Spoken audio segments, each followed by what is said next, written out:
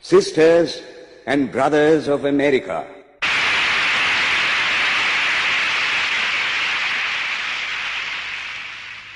it fills my heart with joy unspeakable to rise in response to the warm and cordial welcome which you have given us. I thank you in the name of the most ancient order of monks in the world. I thank you in the name of the mother of religions. And I thank you in the name of the millions and millions of Hindu people of all classes and sects. My thanks also to some of the speakers on this platform who, referring to the delegates from the Orient, have told you that these men from far-off nations may well claim the honor of bearing to different lands the idea of toleration. I am proud to belong to a religion which has taught the world both tolerance and universal acceptance. We believe not only in universal toleration, but we accept all religions as true. I am proud to belong to a nation which has sheltered the persecuted and the refugees of all religions and all nations of the earth. I am proud to tell you that we have gathered in our bosom the purest remnant of the Israelites who came to southern India and took refuge with us in the very year in which their holy temple was shattered to pieces by Roman tyranny. I am proud to belong to the religion which has sheltered and is still fostering the remnant of the grand Zoroastrian nation. I will quote to you, brethren, a few lines from a hymn which I remember to have repeated from my earliest boyhood, which is every day repeated by millions of human beings. As the different streams, having their sources in different places, all mingle their water in the sea, so, O Lord, the different paths which men take through different tendencies, various though they appear, crooked or straight, all lead to Thee. The present convention, which is one of the most august assemblies ever held, is in itself a vindication, a declaration to the world of the wonderful doctrine preached in the Gita. Whosoever comes to me, through whatsoever form, I reach him. All men are struggling through paths which in the end lead to me. Sectarianism, bigotry, and its horrible descendant, fanaticism, have long possessed this beautiful earth. They have filled the earth with violence, drenched it often and often with human blood, destroyed civilization, and sent whole nations to despair. Had it not been for these horrible demons, human society would be far more advanced than it is now. But their time is come, and I fervently hope that the bell that tolled this morning in honor of this convention may be the death knell of all fanaticism, of all persecutions with the sword or with the pen, and of all uncharitable feelings between persons wending their way to the same goal.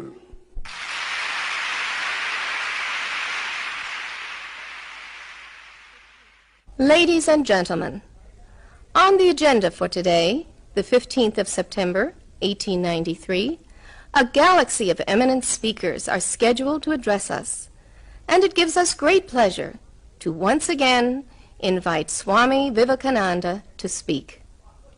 His subject for today, Why We Disagree. I will tell you a little story.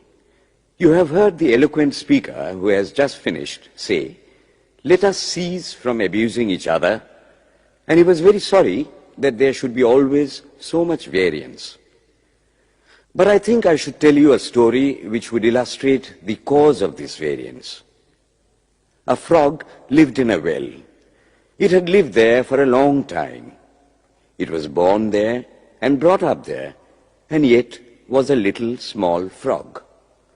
Of course, the evolutionists were not there then to tell us whether the frog lost its eyes or not.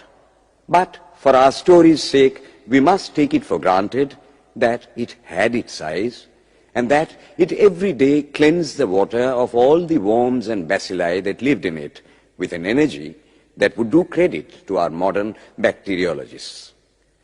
In this way, it went on and became a little sleek and fat. Well, one day, another frog that lived in the sea came and fell into the well. Where are you from? I am from the sea. The sea? How big is that? Is it as big as my well? And he took a leap from one side of the well to the other. My friend, said the frog of the sea, how do you compare the sea with your little well? Then the frog took another leap and asked, is your sea so big? What nonsense you speak, to compare the sea with your well. Well then, said the frog of the well, nothing can be bigger than my well. There can be nothing bigger than this. This fellow is a liar, so turn him out. That has been the difficulty all the while. I am a Hindu. I am sitting in my own little well and thinking that the whole world is my little well. The Christian sits in his little well and thinks the whole world is his well. The Mohammedan sits in his little well and thinks that is the whole world. I have to thank you of America for the great attempt you are making to break down the barriers of this little world of ours, and hope that in the future the Lord will help you to accomplish your purpose.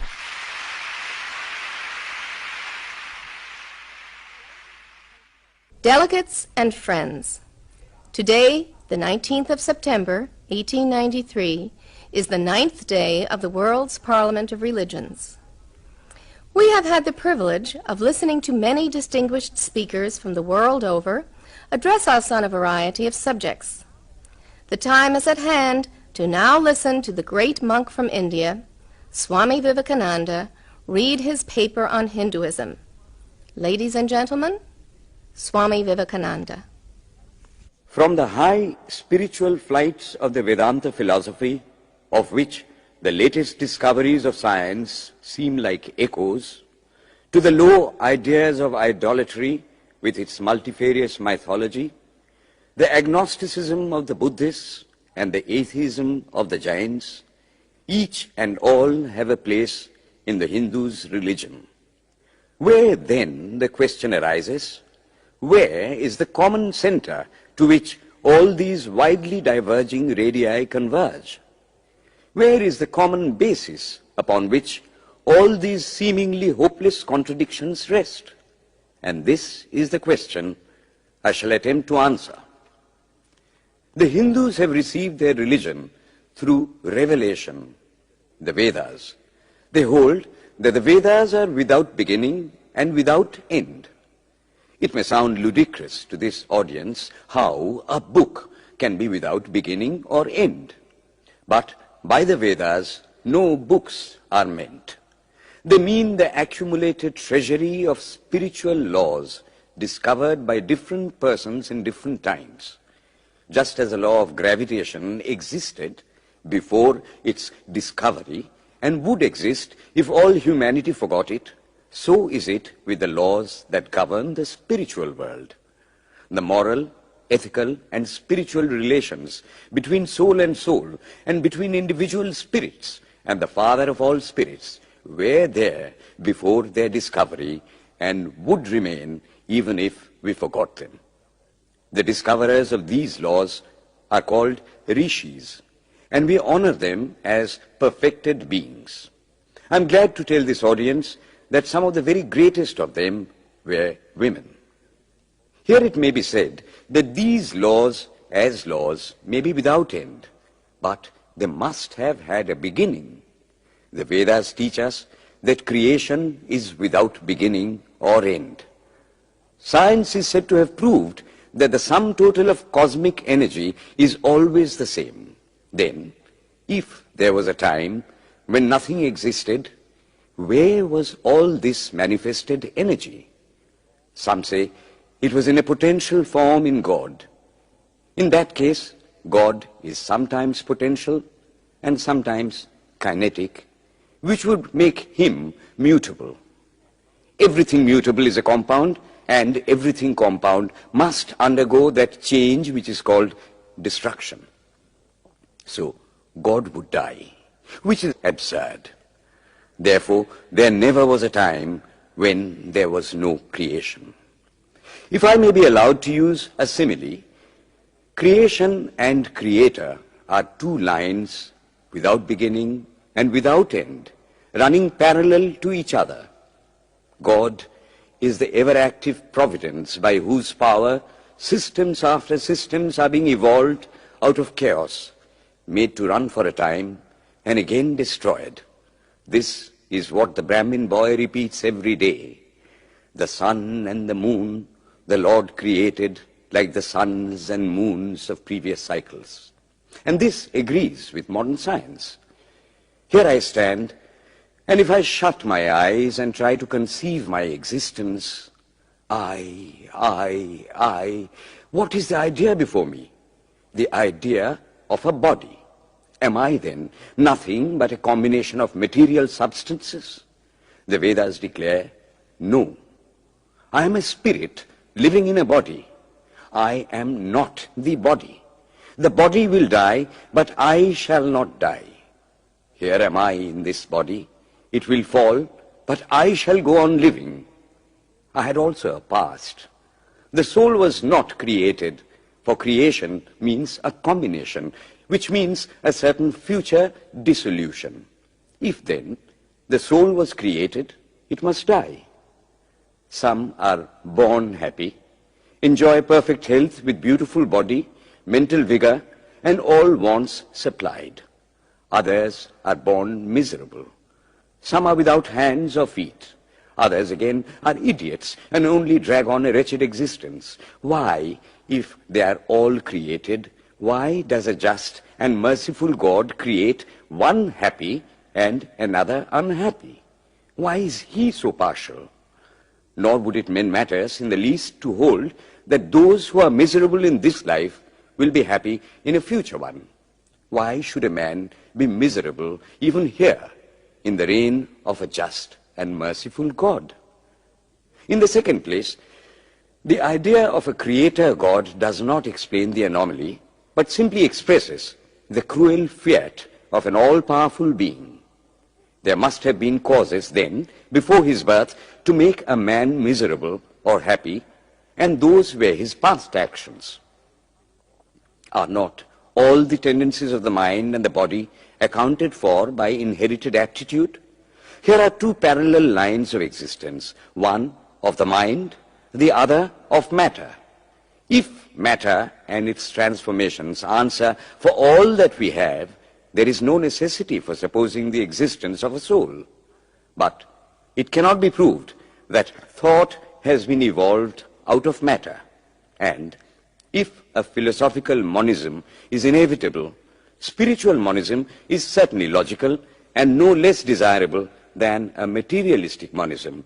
But neither of these is necessary here. We cannot deny that bodies acquire certain tendencies from heredity, but those tendencies only mean the physical configuration through which a peculiar mind alone can act in a peculiar way. There are other tendencies peculiar to a soul caused by his past actions, and a soul with a certain tendency would, by the laws of affinity, take birth in a body which is the fittest instrument for the display of that tendency.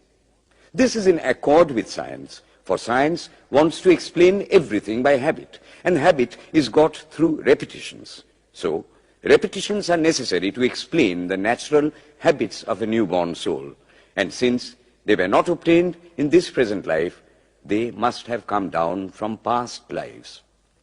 There is another suggestion. Taking all these for granted, how is it that I do not remember anything of my past life? This can be easily explained. I am now speaking in English. It is not my mother tongue.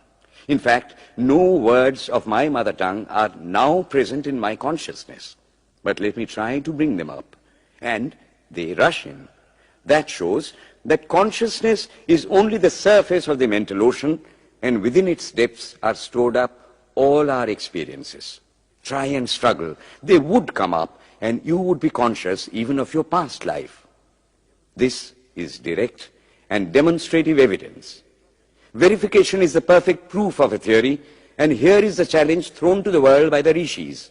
We have discovered the secret by which the very depths of the ocean of memory can be stirred up. Try it, and you would get a complete reminiscence of your past life. So then, the Hindu believes that he is a spirit. Him the sword cannot pierce, him the fire cannot burn, him the water cannot melt, him the air cannot dry. He is nowhere but whose center is located in the body, and that death means the change of the center from body to body. Nor is the soul bound by the conditions of matter. In its very essence, it is free, unbounded, holy, pure, and perfect. But somehow or other, it finds itself tied down to matter and thinks of itself as matter. Why should the free, perfect, and pure being be thus under the thraldom of matter, is the next question. How can the perfect soul be deluded into the belief that it is imperfect? We have been told that the Hindus shirk the question and say that no such question can be there. Some thinkers want to answer it by positing one or more quasi-perfect beings and use big scientific names to fill up the gap. But naming is not explaining. The question remains the same. How can the perfect become the quasi-perfect? How can the pure, the absolute, change even a microscopic particle of its nature? But the Hindu is sincere. He does not want to take shelter under sophistry. He is brave enough to face the question in a manly fashion, and his answer is, I do not know. I do not know how the perfect being, the soul, came to think of itself as imperfect, as joined to and conditioned by matter. But the fact is a fact for all that. It is a fact in everybody's consciousness that one thinks of oneself as the body. The Hindu does not attempt to explain why one thinks one is the body. The answer, that it is the will of God, is no explanation. This is nothing more than what the Hindu says, I do not know. Well then, the human soul is eternal and immortal, perfect and infinite, and death means only a change of center from one body to another. The present is determined by our past actions, and the future by the present. The soul will go on evolving up or reverting back from birth to birth and death to death. But here is another question. Is man a tiny boat in a tempest, raised one moment on the foamy crest of a billow and dashed down into a yawning chasm the next, rolling to and fro at the mercy of good and bad actions, a powerless, helpless wreck in an ever-raging, ever-rushing, uncompromising current of cause and effect, a little moth placed under the wheel of causation, which rolls on, crushing everything in its way, and waits not for the widow's tears or the orphan's cry? The heart sinks at the idea. Yet, this is the law of nature. Is there no hope? Is there no escape? Was the cry that went up from the bottom of the heart of despair. It reached the throne of mercy, and words of hope and consolation came down and inspired a Vedic sage, and he stood up before the world and in trumpet voice proclaimed the glad tidings. Hear ye, children of immortal bliss, even ye that reside in higher spheres. I have found the ancient one who is beyond all darkness, all delusion.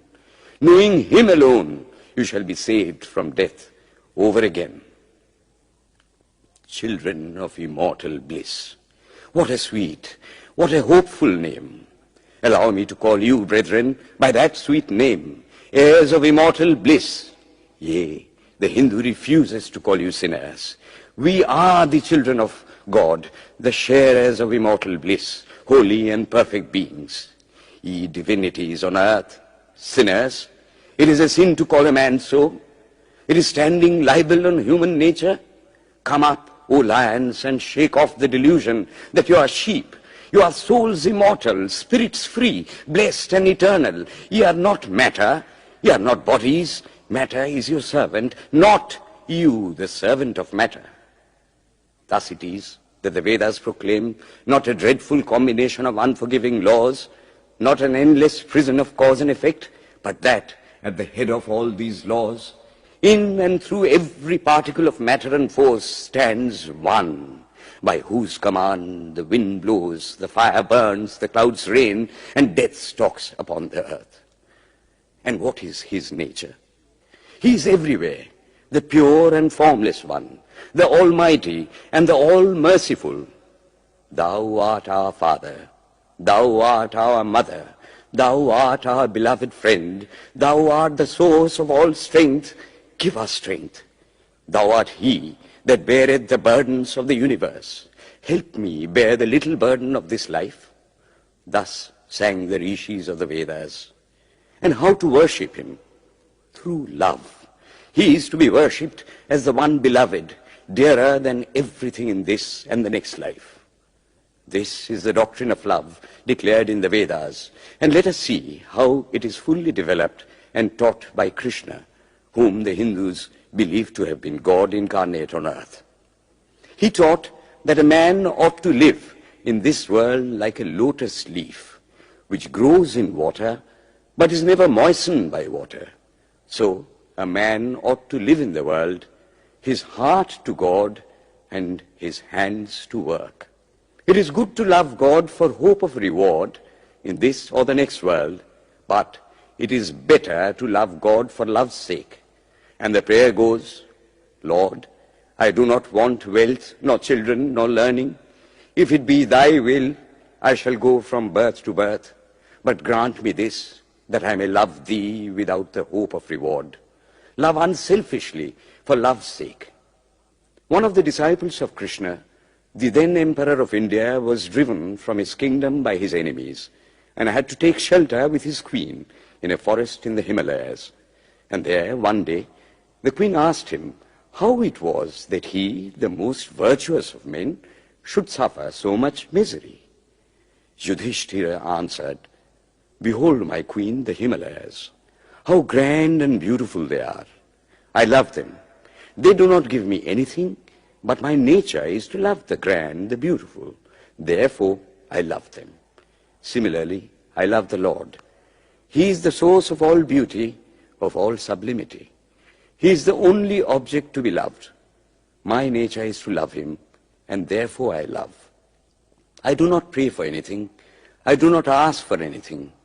Let him place me wherever he likes. I must love him for love's sake. I cannot trade in love. The Vedas teach that the soul is divine, only held in the bondage of matter.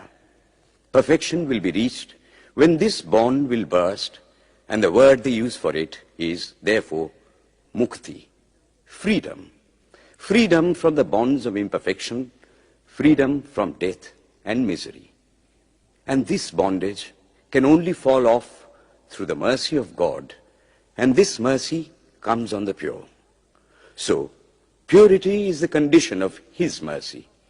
How does that mercy act? He reveals himself to the pure heart.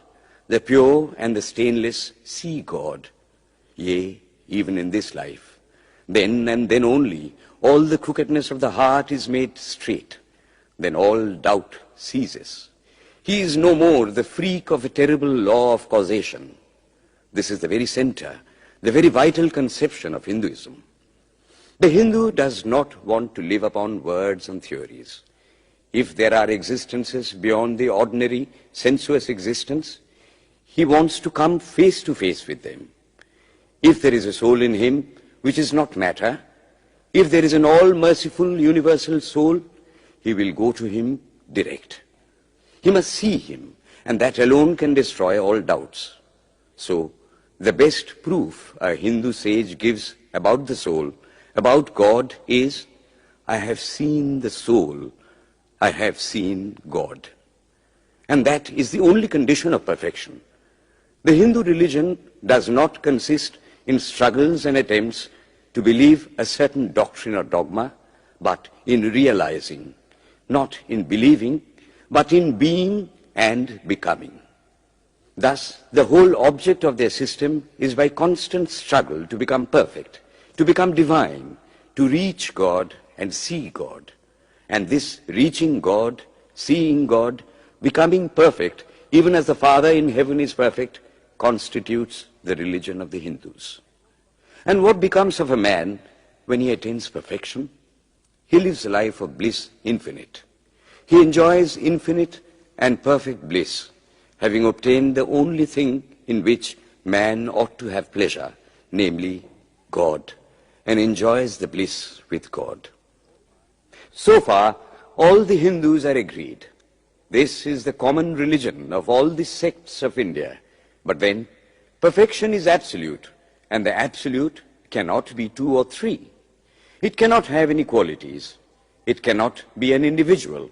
And so, when a soul becomes perfect and absolute, it must become one with Brahma, and it would only realize the Lord as the perfection, the reality of its own nature and existence, the existence absolute, knowledge absolute, and bliss absolute. We have often and often read this called the losing of individuality and becoming a stock or a stone. He jests at scars that never felt a wound. I tell you, it is nothing of the kind.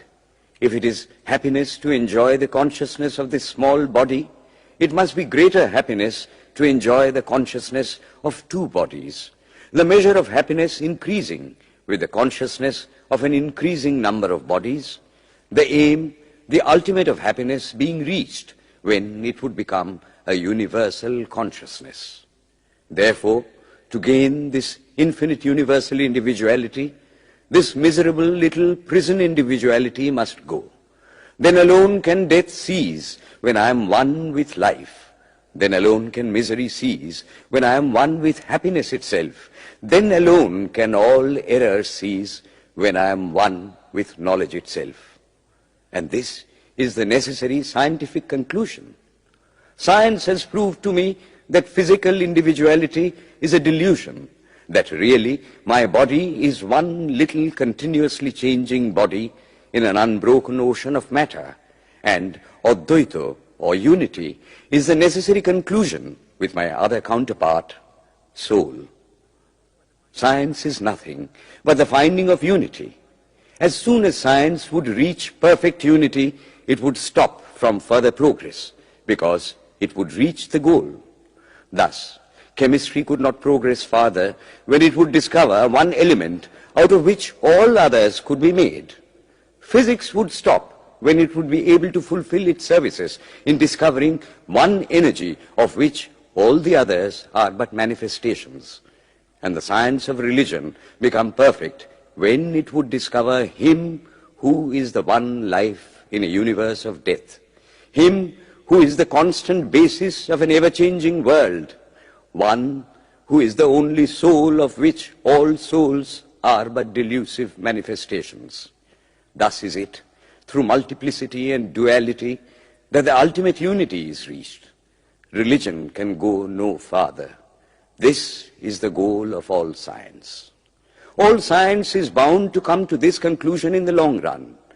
Manifestation and not creation is the word of science today. And the Hindu is only glad that what he has been cherishing in his bosom for ages is going to be taught in more forcible language and with further light from the latest conclusions of science. Descend we now from the aspirations of philosophy to the religion of the ignorant. At the very outset, I may tell you that there is no polytheism in India. In every temple, if one stands by and listens, one will find the worshippers applying all the attributes of God, including omnipresence, to the images.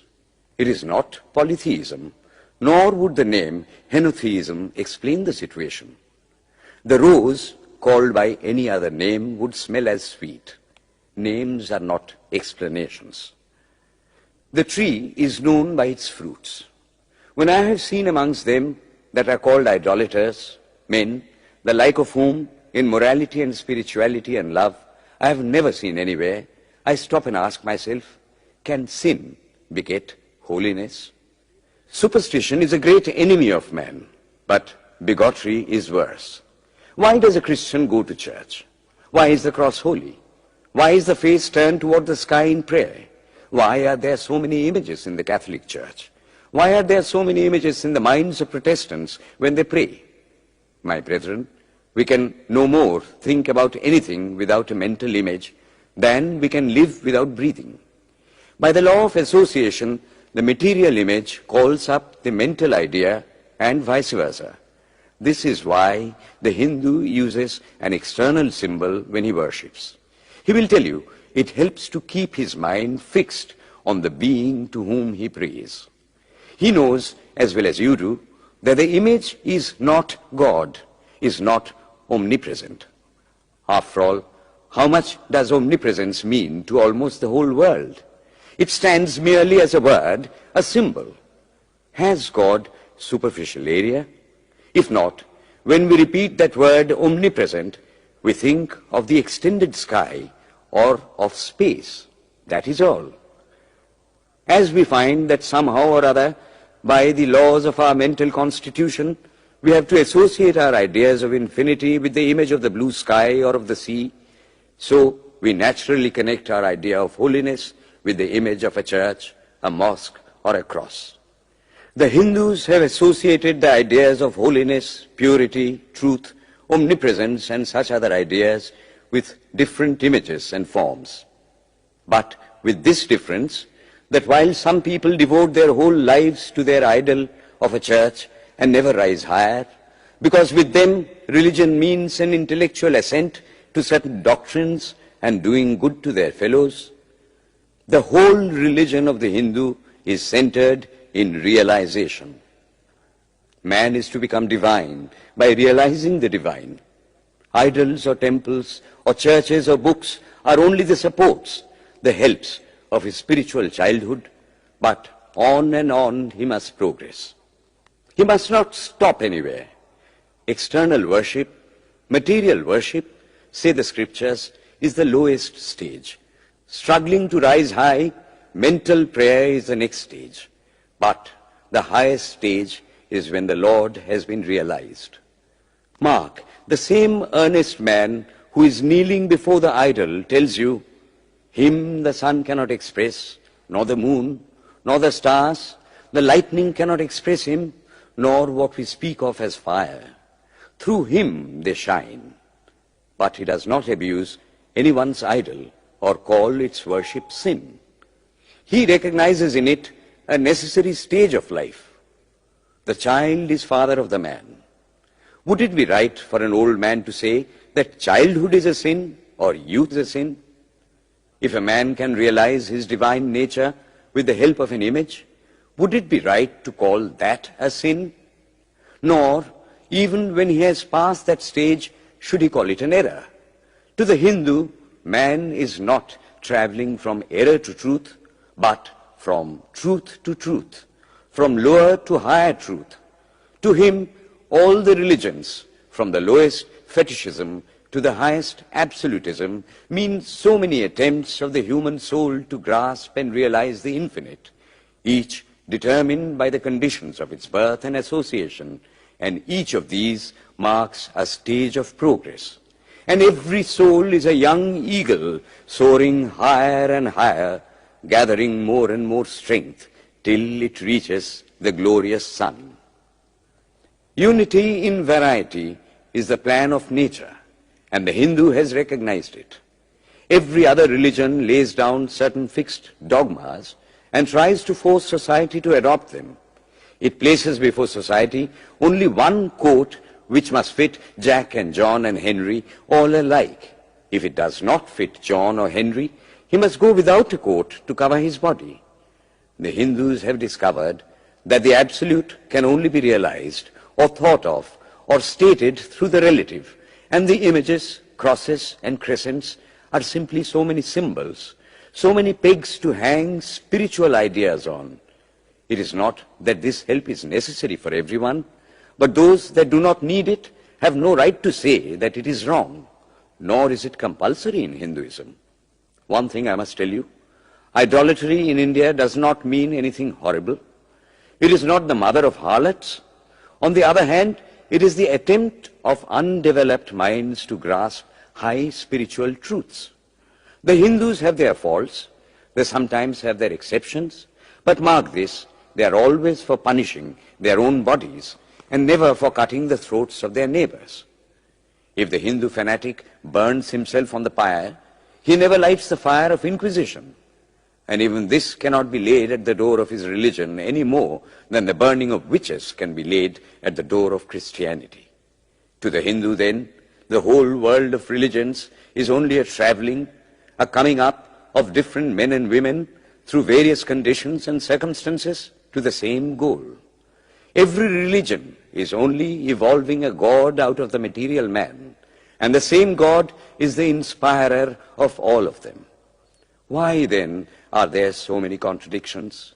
They are only apparent, says the Hindu. The contradictions come from the same truth adapting itself to the varying circumstances of different natures. It is the same light coming through glasses of different colors, and these little variations are necessary for purposes of adaptation. But in the heart of everything, the same truth reigns. The Lord has declared to the Hindu in his incarnation as Krishna, I am in every religion as a thread through a string of pearls.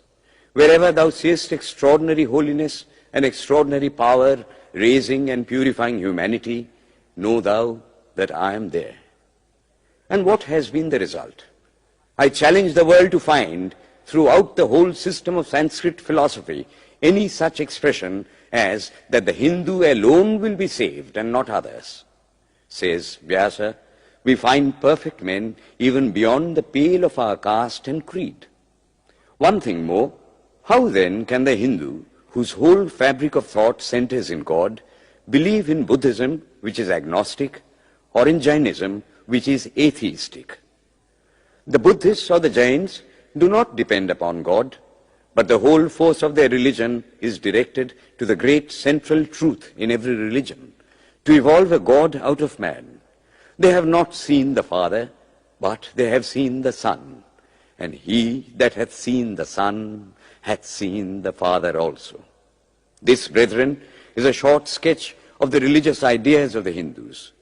The Hindu may have failed to carry out all his plans, but if there is ever to be a universal religion, it must be one which will have no location in place or time, which will be infinite like the God it will preach, and whose sun will shine upon the followers of Krishna and of Christ, on saints and sinners alike, which will not be Brahminic or Buddhistic, Christian or Mohammedan, but the sum total of all these, and still have infinite space for development, which in its Catholicity will embrace in infinite arms and find a place for every human being from the lowest groveling savage, not far removed from the brute, to the highest man towering by the virtues of his head and heart almost above humanity, making society stand in awe of him and doubt his human nature.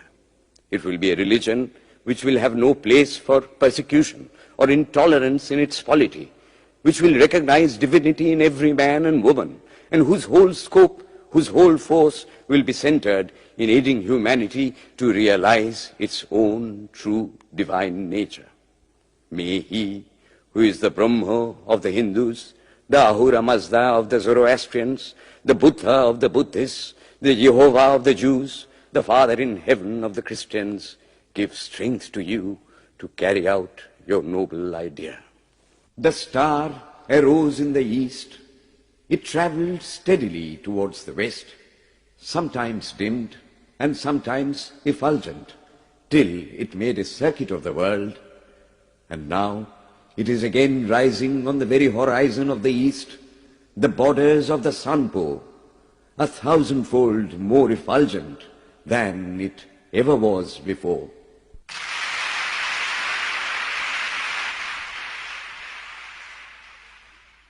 Today, the 26th of September, 1893, is the penultimate day of this Parliament of Religions at Chicago.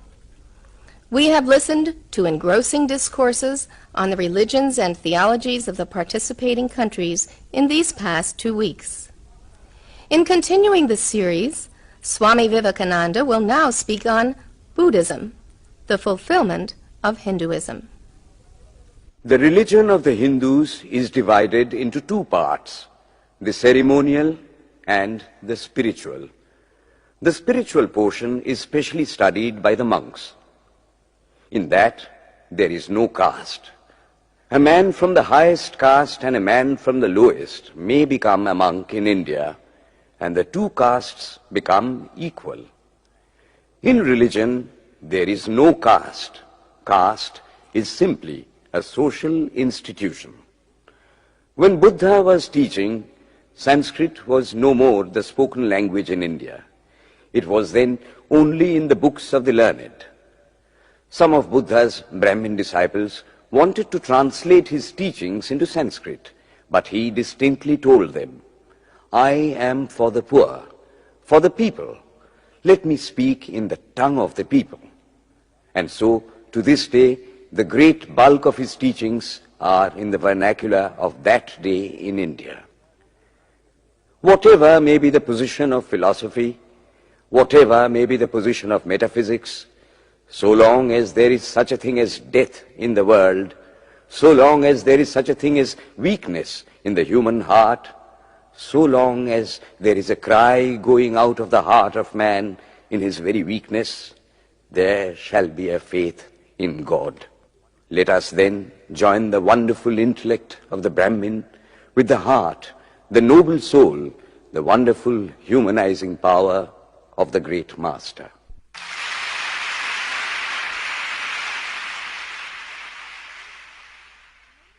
Ladies and gentlemen, in a short while from now, the World's Parliament of Religions at Chicago will come to a close. And this day, the 27th of September, 1893, will go down in history as a landmark for more reasons than one. It is in the fitness of things that we now call upon Swami Vivekananda from India to address this final session. The world's Parliament of Religions has become an accomplished fact, and the merciful Father has helped those who labored to bring it into existence and crown with success their most unselfish labor. My thanks to those noble souls whose large hearts and love of truth first dreamt this wonderful dream and then realized it. My thanks to the shower of liberal sentiments that has overflowed this platform. My thanks to this enlightened audience for their uniform kindness to me and for their appreciation of every thought that tends to smooth the friction of religions. A few jarring notes were heard from time to time in this harmony. My special thanks to them, for they have, by their striking contrast, made the general harmony the sweeter. Much has been said of the common ground of religious unity. I am not going just now to venture my own theory, but if anyone here hopes that this unity will come by the triumph of any one of the religions and the destruction of the others, to him I say, brother, yours is an impossible hope.